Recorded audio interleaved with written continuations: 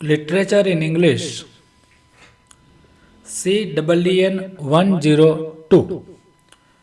Main English, BA, Semester 1. Semester 1, Semester 3 અને Semester 5 બધા જ વિડીયો અપલોડ કરી દીધા છે.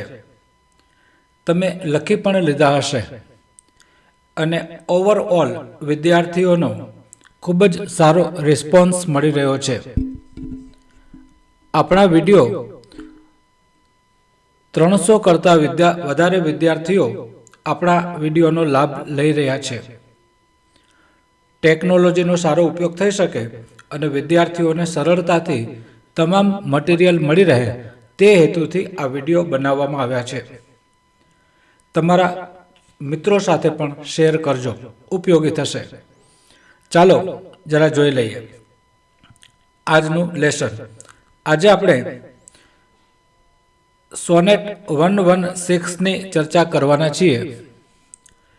આનાથી અગાઉના વિડીયોમાં sonnet 116 line to line explain થઈ શકે તેવો વિડીયો અપલોડ કર્યો હતો, જેમાં સોનેટ 116ને લાઇન ટુ લાઇન એક્સપ્લેન કરવામાં આવ્યું હતું.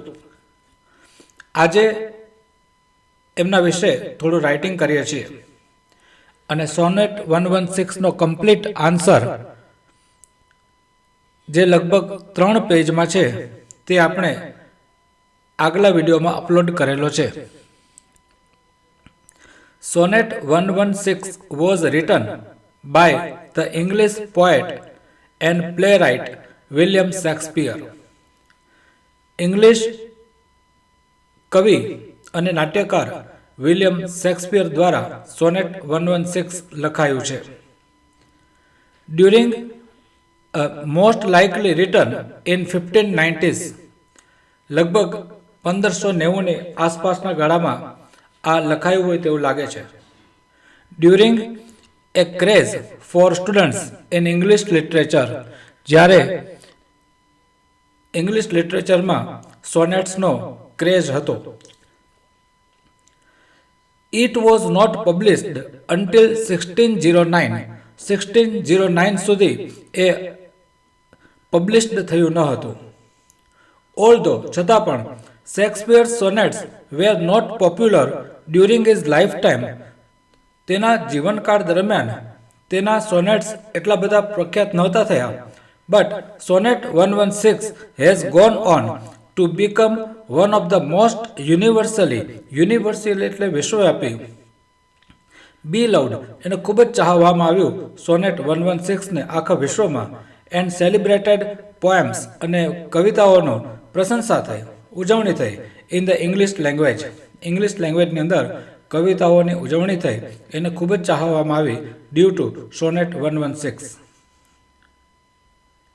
ઇન મેગ્નિફિસન્ટ મૂવિંગ ટર્મ્સ, બહુ જ સારા લિટરરી ટર્મ્સનો ઉપયોગ થયો હતો.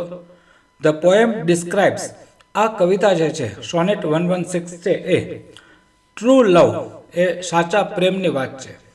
પછી હીર રાજાનો હોય, બૈજુ બાવરા હોય, લૈલા મજનુ હોય, સાચા ટ્રુ લવની કહાની છે.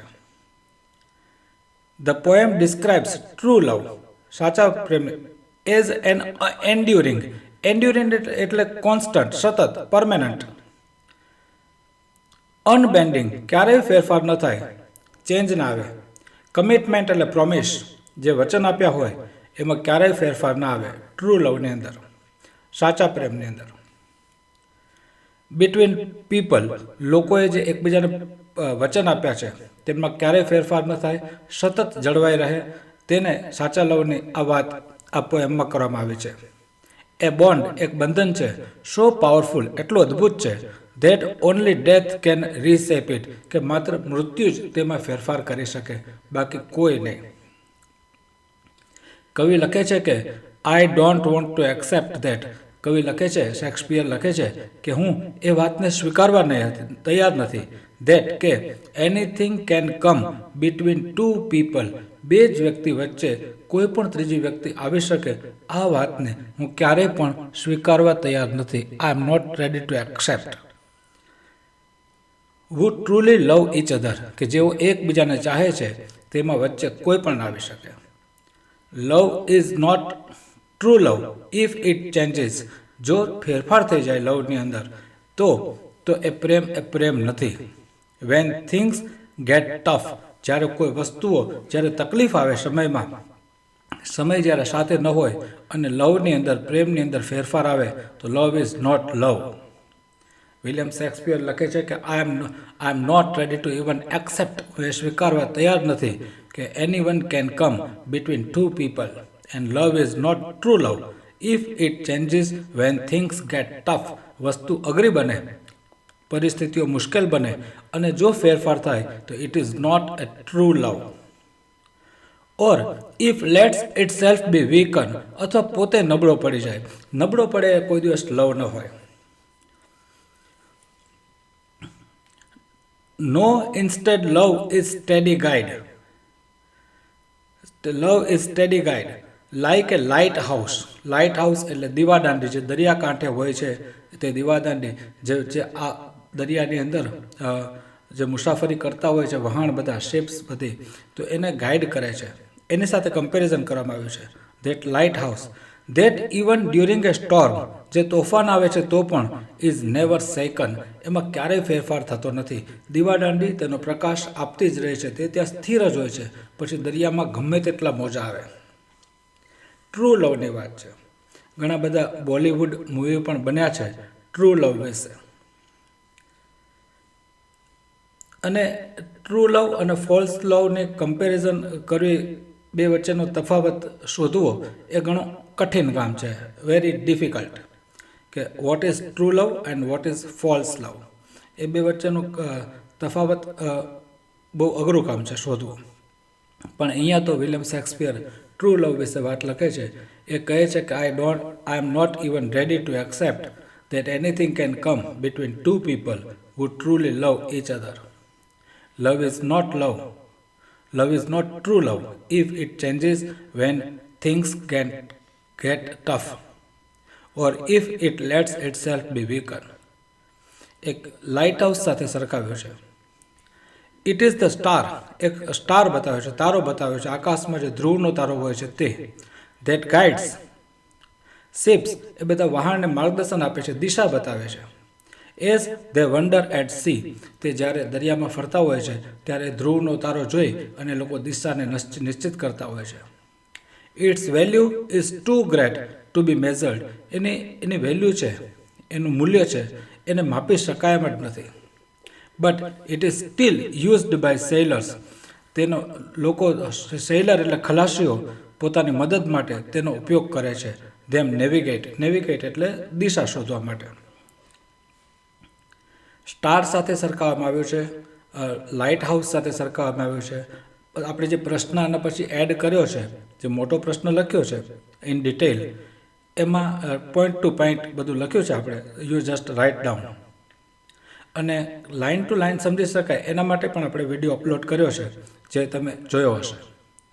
લવ is not fooled by time though pink lips એટલે હોઠ, and cheeks are dismissed in time, સમય જતાં જતાં ગાલ ઉપરની લાલી અને હોઠ છે સુકાઈ જતા હોય છે, ઉંમર થતાં, એજ થતાં, પણ પ્રેમમાં કોઈ ફેરફાર થતો નથી. Love does not change as hours, કલાકો અથવા વીક્સ, સમય જતાં કે વર્ષો જતાં પણ લવમાં ક્યારેય કોઈ ફેરફાર થતો નથી, go by. But continuous on, સતત પ્રેમ અવિરત રહે છે. અનચેન્જડ, ક્યારેય બદલાતો નથી. Until that death itself, જ્યાં સુધી મૃત્યુ ના આવે ત્યાં સુધી એમાં કોઈ ફેરફાર થતો નથી. ટ્રુ લવ વિશે બહુ સરસ મજાનું સોનેટ છે, ઇન ડિટેલ પણ આપણે રાઇટ કર્યું છે. ઇફ આઈ એમ રોંગ, લેખક લખે છે વિલિયમ શેક્સપિયર કે કદાચ જો હું ખોટો હું તો, and if my own behaviour serves as evidence, જો તમને એવો કોઈ પુરાવો જોતો હોય તો, ધેટ આઈ એમ રોંગ, જો તમને કોઈ પુરાવો મળે કે હું ખોટો છું, than I have never return, તો હું ક્યારેય લખીશ નહીં અથવા મેં ક્યારેય લખ્યું નહોતું એ poem, and no one has ever loved, અને કોઈને પણ ક્યારેય પ્રેમ કર્યો ન હતો. લાઇન ટુ લાઇન આખી પોએમ 116 આપણે એક્સપ્લેન કરી છે અને એને તમે ગાઈ પણ શકો છો, તૈયાર પણ કરી શકો છો. Very good sonnet 116, and I would like to discuss about sonnet 116 more in our next video. Thank you very much to attend our video classes. Thank you very much. Enjoy study and write down everything and have good result. All the best. Thank you. Let's meet again in next video. Thank you very much.